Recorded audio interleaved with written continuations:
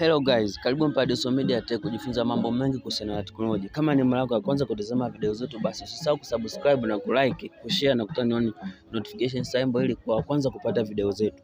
Siku ya leo tutaenda kujifunza jinsi ya kutengeneza katuni za video. Kinachotakiwa uingie Play Store na kuandika Protagon Story. Baada ya kuandika Protagon Story utainstall, baada ya kuinstall tutaiopen. Tutasubiri ifunguke mpaka mwisho. Baada ya kufunguka kuna sehemu iliyoandikwa create video. Tukigusa sehemu iliyoandikwa create video itatuletea theme hii hapa.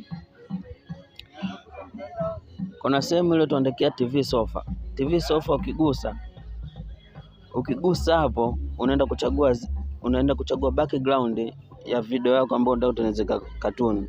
Kuna sehemu iliyoandikwa cave, kuna sehemu nyingine imeandikwa elevator, sehemu nyingine imeandikwa cave art, nyingine imeandikwa restaurant, nyingine imeandikwa split screen red and blue. TV sofa ndio tutachagua. Kuna white room, tutachagua sehemu iliyoandikwa restaurant. Baada ya kuchagua sehemu iliyoandikwa restaurant itatotea sehemu ya no actor. No actor tunaenda kumchagua actor ambaye tutamweka kwenye hii video.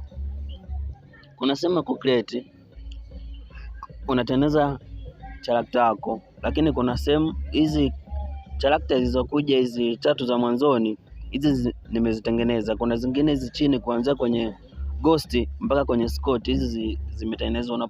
Unapoinstall zinakuwa tayari actor anakuja. Tutamchagua mtu actor ambaye nimemchagua.